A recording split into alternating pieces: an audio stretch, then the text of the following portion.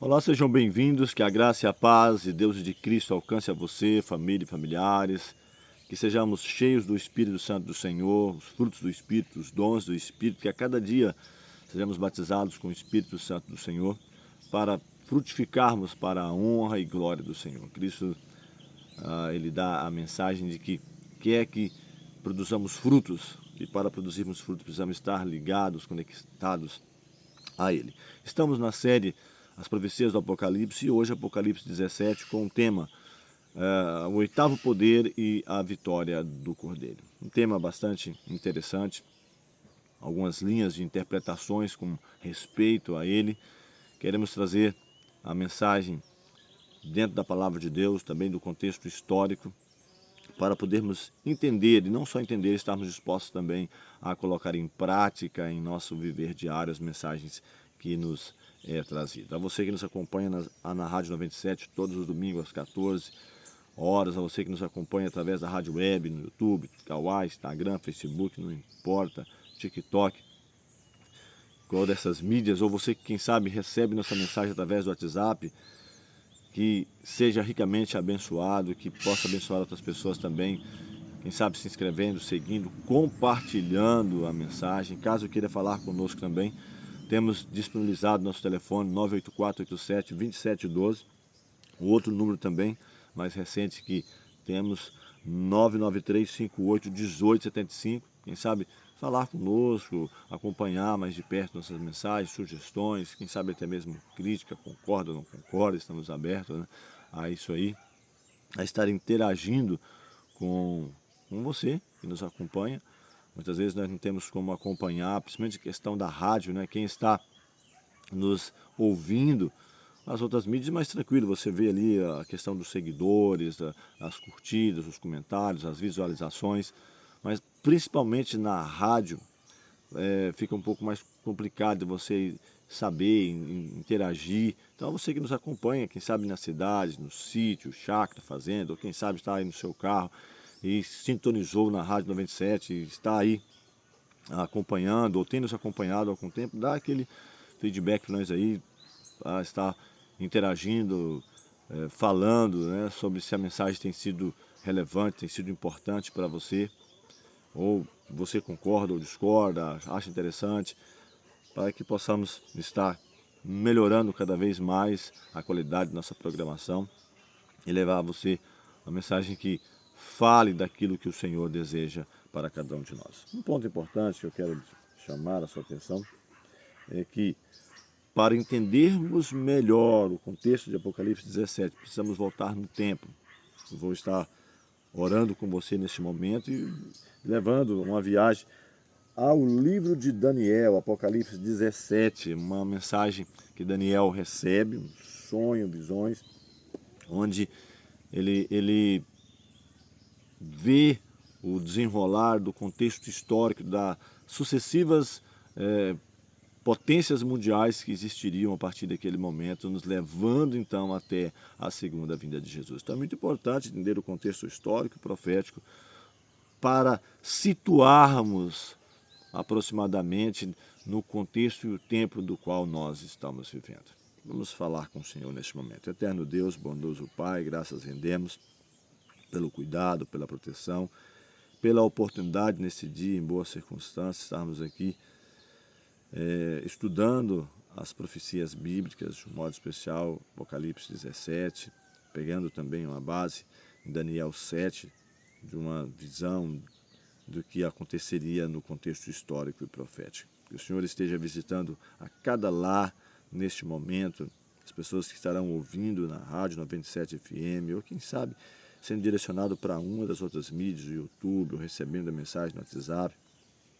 Que essa mensagem possa falar a mente, o coração, e que estejamos dispostos, receptíveis à influência do Espírito Santo, enquanto Cristo ainda está a ministrar no santuário celestial, o Espírito Santo está a trabalhar na mente e no coração, para que venhamos, como escreveu Paulo na carta aos Hebreus, acharmos graça em tempo oportuno. Que a graça do Senhor nos alcance, suplicamos e agradecemos em nome de Jesus. Amém. Vamos então, antes de entrarmos no capítulo, como mencionei, eu vou ler alguns versos de Daniel, capítulo 7, e aconselho você também, pegar a sua Bíblia depois, com calma, ler todo o capítulo. Eu vou pegar alguns versos. O capítulo de Daniel 7 fala sobre o sonho sobre 4 animais. Quem seria, né, esses animais? Ele fala que no primeiro ano de Belsazar, rei da Babilônia, teve Daniel um sonho, visões ante seus olhos, quando estava no seu leito. Escreveu logo o sonho, relata a suma, né, das coisas. E ele disse que ele estava olhando durante a visão da noite, e eis que os 4 ventos, já falamos em outros momentos, os ventos representando guerras, agitavam o mar grande. Mar representando povos, nações e línguas, né, pessoas no contexto geral, desse local densamente povoado. E diz que 4 animais grandes, diferentes uns dos outros, subiam do mar. E ele passa a descrever, a partir do verso 4, que o primeiro era como um leão, o segundo era como um urso, o terceiro é um leopardo, e o quarto animal, ele diz que terrível, espantoso, sobre modo forte, tinha grandes dentes de ferro, devorava e fazia em pedaços, pisava os pés que sobravam. E ele fala que esse quarto animal era diferente dos outros que apareceram antes dele e tinha 10 chifres. Se você perceber, ele fala aqui que os 3 primeiros animais ele consegue descrever, achar na natureza algo para representar. Um leão, um urso, um leopardo, tem algumas características, não vou entrar agora em detalhes, são características que representam cada um desse contexto, desses animais. A gente vai entender que não está falando de um animal em si, mas de um reino, de uma nação. E só que ele fala que o quarto ele era diferente dos outros, e ele não consegue achar na natureza algo para descrever. Ele fala que era terrível, espantoso, diferente dos outros, que foram antes dele e tinha 10 chifres. Ele fala ainda que ele estava a observar os chifres desse animal, que dentre eles surgiu um outro, pequeno a princípio, que derrubou 3 dos que estavam ali. E diz que tinha olhos como homem e uma boca que falava insolentemente. O verso 17, eu vou saltar um pouco à frente, porque o nosso foco não é esse capítulo, é mais o Apocalipse 17, mas eu quis pegar como base inicial, porque ele fala desses reinos. Ele fala o seguinte: estes grandes animais, que são 4, grave bem, Daniel 7, verso 17. Esses 4 animais, que são 4 reis que se levantarão da terra. E aí ele dá uma certeza para mim e para você: mas os santos do Altíssimo receberão o reino e o possuirão para todos sempre, de eternidade em eternidade. E ele então fala que teve desejo de conhecer a respeito do quarto animal, que era diferente, que tinha dentes de ferro, devorava, pisava os pés, a respeito dos 10 chifres também que tinha na cabeça. E aí ele vai seguindo, né, falando. E ele fala mais ainda, ó, verso 23, então disse: o quarto animal será um quarto reino na terra, o qual será diferente de todos os reinos, devorará toda a terra, pisará os pés e fará em pedaços. Ele fala ainda que os 10 chifres correspondem a 10 reis que se levantarão daquele mesmo reino, e depois dele se levantará outro, o qual será diferente dos primeiros, abaterá os 3, proferirá palavras contra o Altíssimo, magoará os santos do Altíssimo e cuidará em mudar os tempos e a lei. E os santos lhe serão entregues nas mãos por um tempo, 2 tempos e metade de um tempo. Mas depois disso vai sentar o tribunal para lhe tirar o domínio, para destruir e consumir até o fim. Então, não sei se confundiu, ajudou mais, mas eu vou, no decorrer do estudo, falando sobre isso. Então, Daniel ele teve interesse em conhecer melhor sobre o quarto reino. Aqui é dito para ele que ele seria o quarto reino, que dividiria depois em 10 partes, ou 10 reinos, que seria um outro ainda, quem sabe um 11º, que agora derribaria 3 desses 10 reinos que se estabeleceriam. E que esse poder, esse outro chifre pequeno, esse poder pequeno, dentro desse outro maior, o quarto animal, o quarto reino, proferiria palavras contra o Altíssimo, magoaria os santos do Altíssimo, cuidaria em mudar os tempos e a lei, perseguiria por um tempo, 2 tempos, metade de um tempo. Esse tempo, 2 tempos, metade de um tempo, ou 42 meses, ou 1260 dias, que lá em Apocalipse fala bastante, já falei também sobre esse tema, representa um período de 1260 anos. Então, só descrevendo aqui, você pode ir para o contexto histórico e verificar. Daniel ele fala de Babilônia, ele fala dos Medos e Persas e ele fala da Grécia. Ele cita por nomes. O quarto reino ele não menciona, estava bastante distante. Ele fala, vai, descansa, você vai descansar, ou seja, vai morrer, vai ressuscitar no fim do tempo, receber a sua herança, mas isso é para o determinado tempo do fim. Então Daniel não conseguiu dar detalhes do quarto reino. Mas ele fala que seria uma sequência de quarto. Né? Então você pode ver para o contexto histórico, Babilônia, Medo-Persa, Grécia, Roma. E o que acontece com Roma? Diferente dos outros, ele dá detalhe. Não seria substituído por um quinto reino que o dominaria, mas ele seria dividido. E o que acontece? Roma, de 108 antes de Cristo a 476 depois de Cristo, reina como império. E a profecia é bem detalhe, dá detalhes sobre isso. Ele fala de 10 chifres, mas em Apocalipse 13, Apocalipse 17, fala que ela tem 7 cabeças, 10 chifres ou 7 formas de governo, as principais formas de governo por qual Roma passou. Roma, império, vai de 168 a.C. a 476 depois de Cristo, então é dividido. Agora, algumas pessoas figuram como um fator importante, eu posso mencionar Constantino Max, 321, ele faz essa mudança com respeito ao dia de adoração que vinha até ali, estabelece um novo dia, unificando agora o chamado pagãos e cristãos, trazendo pontos de um e de outro, tentando unificar ali. Clovis também, ele traz agora o poder do exército em 508, e em 538 Justiniano agora trazendo todo o poder agora para uma figura não simplesmente política, mas religiosa, e a partir daí então Roma ela passa a ter uma nova roupagem, não chamada Roma Império ou chamada pagã, mas Roma cristã. Estabelece-se dias de guarda, e começa a perseguir agora aqueles que não se aderem ou se não se adequa à nova forma que é estabelecida. Os grandes templos, igrejas que, quem sabe até aquele momento era utilizado mais no contexto pagão, agora para o contexto religioso, uma nova roupagem é trazida e começa a perseguir. Você pode ver, período da Idade Média, 538 a 1798, isso acontece. Então é o pano de fundo, a base inicial que eu trouxe para que você entenda esse contexto. Então é preciso estudar, dedicar tempo, né, para compreender isso. Apocalipse 17, verso 1 e 2, ele fala o seguinte, entrando agora no texto que nós vamos trabalhar. Eu vou ler todo o capítulo com você. Diz assim, veio um dos 7 anjos que tinha 7 taças, falou comigo, 7 pragas, que eu até falei que vai acontecer. O capítulo anterior, 15 e 16, fala sobre as 7 pragas. Dizendo-me, vem mostrar-te a condenação da grande prostituta que está assentada sobre muitas águas, com a qual fornicaram os reis da terra e os que habitam nela, e se embebedaram com o vinho da sua fornicação. Então entenda que aqui está falando de profecia. Não está falando de uma prostituta no sentido literal, de uma mulher, mas de um contexto religioso que se assenta aqui, que está sobre muitas águas, muitos povos, que domina sobre esses muitos povos, principalmente no contexto da Idade Média, com o qual fornicaram os reis, tiveram essas relações ilícitas. Até em Daniel 2 fala que, tentando unificar novamente a Roma, o Império, a Europa fez muito isso, casamentos, uniriam-se em casamentos, alianças políticas para tentar unificar novamente a Europa, agora querendo buscar essa unificação, tornar-se um novo império. A profecia fala que eles não se ligariam um ao outro. Voltar agora em Daniel 2 fala de uma estátua, ouro, prata, bronze, ferro, e dos pés, ferro misturado com barro.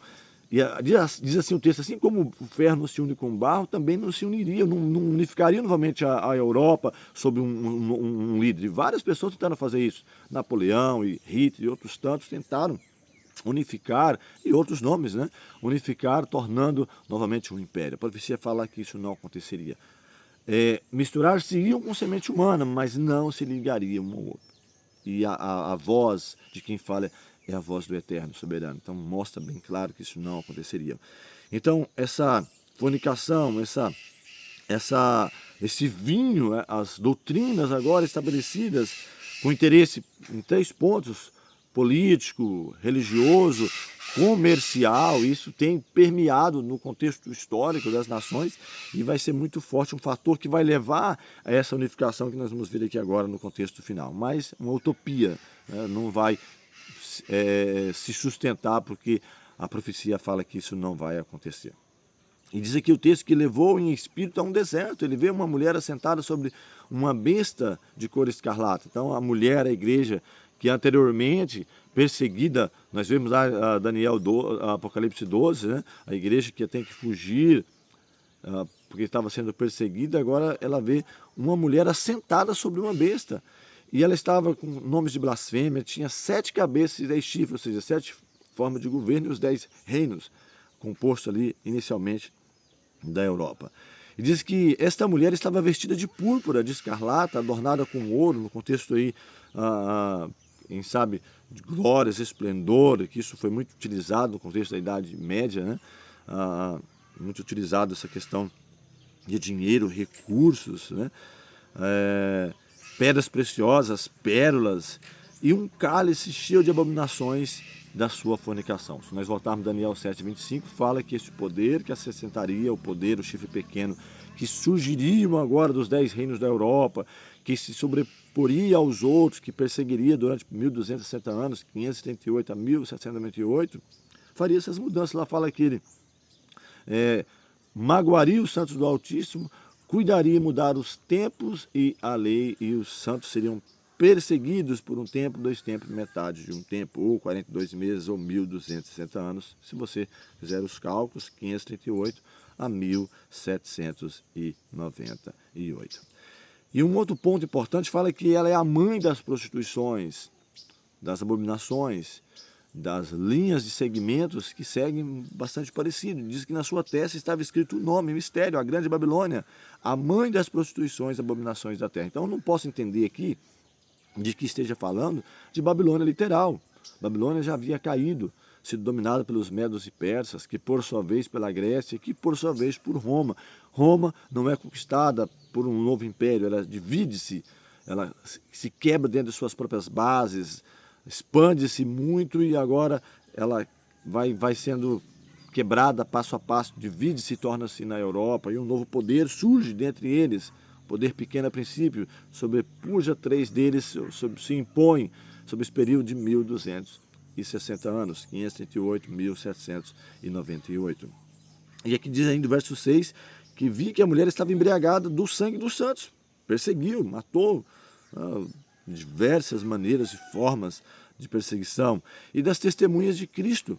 E vendo-a, maravilhei-me com grande admiração. Não é para menos, né? João, que viu uma igreja sendo perseguida, Apocalipse 12, vê agora uma mulher cavalgando nesse poder, nesse reino, agora, e perseguindo, matando agora. Então, olha como ele fica admirado. Maravilhei-me com grande admiração. E o anjo disse, por que te admiras? Eu te direi o mistério da mulher, da igreja, né, que persegue nesse período. E da besta que atrás, do reino que atrás, a qual tem 7 cabeças e 10 chifres, 7 formas de governo, 10 reinos divididos na Europa.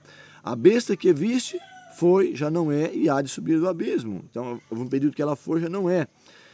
E os que habitam na terra, e ele abre um parênteses, cujos nomes não estão escritos no livro da vida, desde a fundação do mundo, vão admirar novamente, vendo ela que era, não é, ainda que é. Ou que virá em algumas traduções, ainda que é, ou seja, não é, foi até 1798, há agora uma ferida mortal, até falei sobre isso em Apocalipse 11, quando Berthier, amando de Napoleão Bonaparte, aprisiona o poder que estava estabelecido naquele momento, não era até ali, a partir de 1929 começa novamente uma nova estrutura, e costurar-se a ideias aqui e ali, trabalhar novamente, mas de maneira diferente, por trás dos bastidores, não, até porque não tinha agora toda a estrutura, só agora a religiosa, não tinha, quem sabe, a política e todo o poder, no sentido de exércitos, para a seu mando, para fazer o que queria novamente. Então diz que era, não é, ainda que esteja trabalhando, agora passa a voltar novamente, ou que virá novamente a exercer. E aqui entra o ponto que eu mencionei do 8º poder.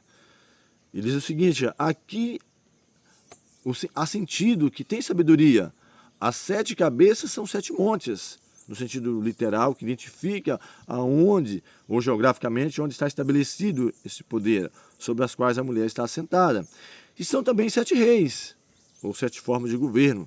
Já falamos de alguns deles, imperadores, senado, e assim vem vindo a cada um deles. Eu até falei aqui em um tema todos a sequência deles. E um já é, outro não é vindo, e quando vier convém que dure um pouco. A besta que era e já não é ela também um oitavo, e é do 7 e vai para a perdição. Então a 7ª parte, o poder papal de 538 a 1798, foi um período bastante longo, passa a não ser, e ele fala aqui agora que quando voltar será o oitavo, é do 7 e vai à perdição. Como podemos entender isso? Aqui há algumas linhas de interpretação. Mas o que entendemos é que quando voltar novamente ao poder, esse oitavo que procede do 7, da 7ª forma de governo por qual Roma passou, vai ser um aglomerado de todo mundo junto, porque aqui nos mostra isso. Olha para você ver o verso 12 de Apocalipse 17. Os 10 chifres que viste são 10 reis, que ainda não receberam o reino, mas receberão poder como reis por 1 hora juntamente com uma besta. Então, e eu entendo aqui de que não esteja falando simplesmente das 10 partes da Europa, de quando foi dividido, que tinha outros nomes, mas quem sabe trazendo para nossos dias, Alemanha, Inglaterra, França, Itália, os 10 partes mais importantes daquele contexto ali da Europa. Não simplesmente isso, porque aqui dá-nos uma ideia global, porque todo mundo vai se admirar, todo mundo vai seguir. E há uma linha de pensamento que, quem sabe, trabalha na ideia da própria ONU, da Organização das Nações Unidas, porque agora você vai ter uma representação de cada bloco, daqueles que têm assento permanente ali. O mundo todo vai estar envolvido, ninguém. Se você voltar há pouco tempo aí na questão da pandemia, o mundo todo, de certa forma, estava envolvido. O mundo todo teve que seguir as diretrizes ali, porque é uma questão de calamidade pública, de doença que envolvia a vida. Então, nesse contexto aqui também, que nós estamos tratando, o mundo vai estar envolvido, ninguém vai ser neutro. Você vai estar de um lado ou de outro, ou do lado do contexto mundial, estabelecido ali as diretrizes que ele quer, ou de um lado, quem sabe oposto, de um grupo menor, que vai estar seguindo as orientações daquilo que o Eterno coloca. De um lado ou outro. Não vai ter aí diversas opções, você só tem 2. Então, quem sabe vai ter até mais claro, né, de quem é, ou o que vai estar a acontecer. De você decidir ou é um lado ou outro, não tem meio termo. E aqui diz que eles receberão por 1 hora. Se você traduzir no contexto dia, ano, 1 hora aqui é aproximadamente 15 dias. Então, essa utopia dessa unificação do mundo todo, seguir uma diretriz de um líder que eles vão escolher, não vai demorar muito tempo, porque as máscaras vão começar a cair, até porque vai estar acontecendo a partir de algo tão aberto, tão franco, de um confronto aberto, as pragas.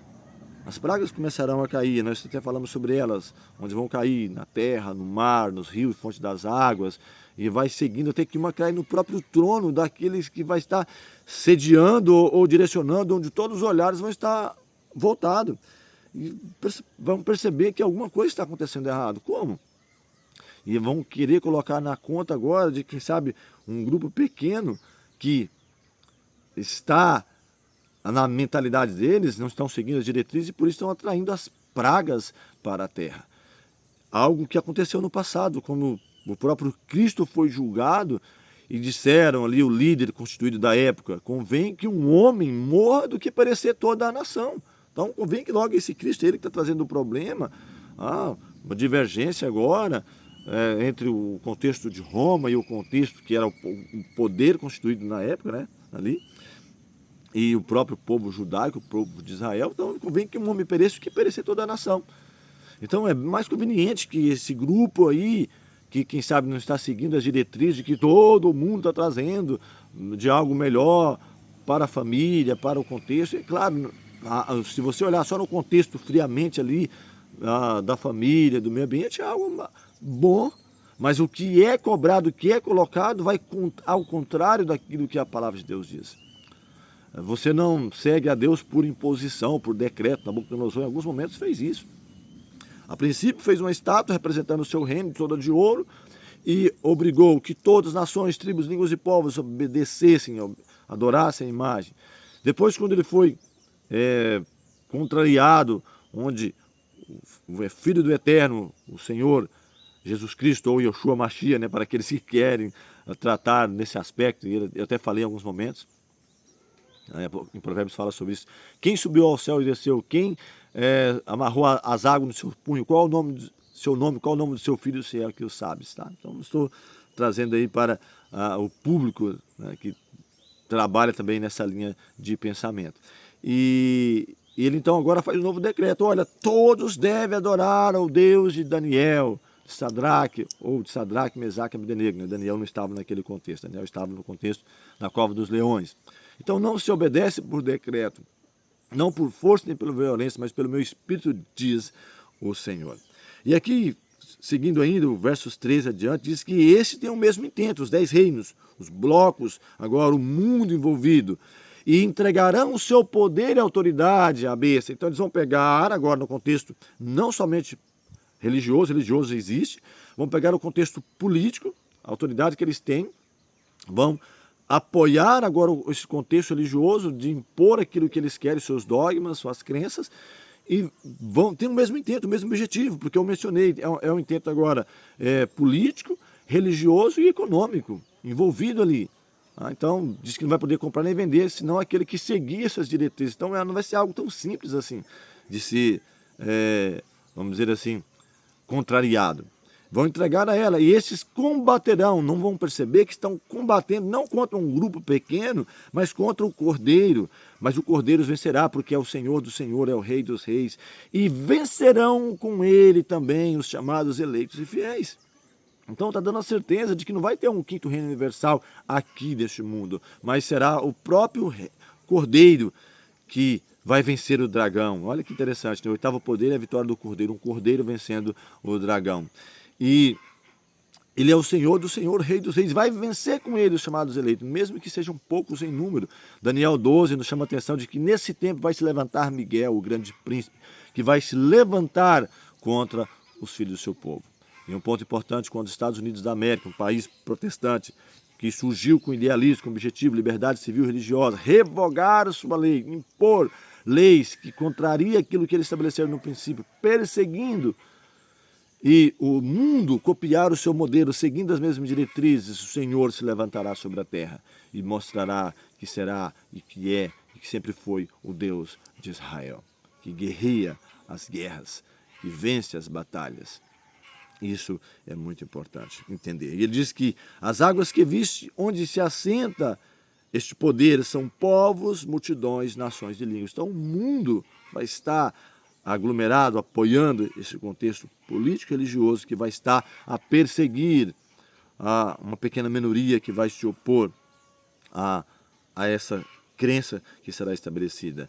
E ele diz ainda, os 10 chifres que vistes na besta são os que a odiarão e a colocarão desolada e nua e comerão a carne e a queimarão no fogo. É claro que é um contexto simbólico, né? Não vai comer a carne de um poder, de uma nação, mas vão se revoltar. Os próprios 10 reis que apoiaram nesse contexto, nessa utopia de unificar, que a profecia já falava que não aconteceria, vão a odiar. E isso vai deixar bem claro quando cair a quinta praga, eles perceberão. Então as mãos que estavam preparadas para, quem sabe, destruir o povo de Deus espalhado em grupos pequenos, quem sabe aí nas prisões, nos montes, nos lugares mais afastados da terra, ali que estavam prestes a colocar a mão sobre eles, volta-se contra os seus líderes no contexto político, religioso, econômico, e perceberão que foram enganados e revoltarão contra eles. Mas não haverá mais oportunidade de salvação, porque a porta da graça estará fechada. E aqui diz que o verso 17 e 18, fechando já as nossas considerações, são 18 versos, esse capítulo, né, desse alinhamento profético, e está bem alinhado isso aí, né? Podemos ver no contexto histórico agora, não só no contexto histórico, mas atual do que está acontecendo nos Estados Unidos, né? Isso é bem encaminhado, bem alinhado, os dois poderes principais que vai estar alinhando o mundo a seguir o seu modelo. Diz assim que, porque Deus tem posto em seus corações que cumpra o seu intento, não que Deus os obrigue, como se fosse algo imposto, isso, mas o alinhamento está acontecendo e tem uma mesma ideia, e que o seu reino dê em AB esse poder que era, não é, mas que vai voltar, que era até 1798, que vai voltar novamente, que agora é o oitavo poder, esse aglomerado de todas, né, as nações, todas as pessoas, quem sabe as principais religiões do mundo apoiando isso, porque tem interesse político, religioso e financeiro também por trás disso aí, não comprar nem vender, até que se cumpram as palavras de Deus, que cumpra a profecia que foi falada. E a mulher que viste é a grande cidade que reina sobre os reis da terra, o grande poder que vai estar reinando sobre os reis da terra nesse contexto, que já fez isso na Idade Média e que vai voltar a fazer. Então, assim, e eu de coração quero falar para você que nos acompanha, independente de placa denominacional, até porque eu não tenho uma placa denominacional, eu já falei para alguns que me perguntaram, fui excluído, né, há 10 anos atrás, da igreja da qual formalmente eu era membro, por questionar a forma de crer numa doutrina. Não é a questão de crer, mas a maneira como é crido, e muitas vezes colocam de uma maneira diferente, né? Dizem assim, olha, nem fala que esse camarada porque ele não crê no Espírito Santo. Não é isso. Tá? Eu tenho falado sempre nos meus estudos, creio no Eterno, no Senhor, Deus, Jeová, Yahvé, não importa como você queira falar, no seu Filho, Jesus, o Cristo, Yoshua, o desejar de outras nações, não importa, né? Essa questão para mim não é um fator mais importante. E creio no Espírito Consolador que Ele enviou, os frutos dos dons. O meu questionar é a maneira como é crido 3 pessoas coeternas e coiguais. Então isso é o meu questionar, e devido a isso eu fui excluído. Não posso pregar, não posso participar formalmente nessa igreja, quem sabe a maioria delas a porta vai estar fechada. Isso também não impede de falar da palavra de Deus. De poder pregar na rádio, de poder falar nos nossos grupos de estudo, WhatsApp, não sei até quando vou poder, né, estar falando, mas o meu intuito e isso está em 2 contextos, no Antigo e Novo Testamento. Por exemplo, lá no Antigo Testamento, Isaías 56, fala que em 58, que a minha casa será chamada casa de oração para todos os povos. O Eterno não está interessado em segregação, separação, mas de unificar, de trazer, mas para o contexto da palavra dele. Todos. A minha casa era chamada casa de oração para todos os povos. A mulher samaritana, na entrevista com o Messias, ela fala, os judeus dizem que é naquele monte, os samaritanos que é naquele, e o Senhor que diz mulher, bem a hora, que nem nesse nem naquele. Deus é Espírito, e importa que seus adoradores adorem em Espírito e em verdade. Então não está ligado a isso ou aquele. Cristo veio justamente para derribar as paredes de separação. Então não estou preocupado com o nome A ou B de uma placa denominacional. E o Messias ele até fala, onde tiver 2 ou mais reunidos em meu nome, estou ali. Estou presente. No primeiro século isso aconteceu muito. O próprio Salvador, ele chega um momento que ele teve que ser expulso do templo, não pôde voltar mais ali, então estava na sinagoga, nos pequenos grupos, igrejas lares, pregando, beiras de rio, em uma escola, em casas, e quem sabe o nosso contexto não vai ser diferente agora, de falar, e que seria muito mais importante, né, em cada casa uma igreja, um lar, um local onde se buscam, porque o Eterno nos deu esse privilégio, né, de sermos sacerdotes, não precisarmos de um mediador aqui, de um sacerdote, oferecer o sacrifício, porque temos o sacerdote, somos sacerdote, Cristo Salvador, que é dentro dos céus. Podemos ir a Ele, nos fez rei sacerdote, de levar nossas preces, e ir até Ele, lançando sobre nossa ansiedade. Você pode, eu posso fazer isso, e ir ao Eterno em nome de Jesus. Que a graça de Deus alcance a você. Não estou aqui para estar trazendo um desgaste com nenhuma denominação no geral, mas falar daquilo que a história prova para nós e abrir nossos olhos que isso vai voltar a acontecer. E de atendermos a palavra de Deus, que esse poder mudou a lei. Cuidaria mudar os tempos e a lei, os mandamentos de Deus. E é o que o Senhor tem pedido para nós. Lembra-te, se me amais, guardareis os meus mandamentos. Vamos falar com o Senhor. Eterno Deus, bondoso Pai, graças rendemos pelo cuidado e a proteção pela iluminação do Teu Santo Espírito, e rogamos que abençoe ricamente a cada amigo ouvinte, não importa qual denominação que seja, mas que seja sincero, que possam buscar a Tua palavra e entender.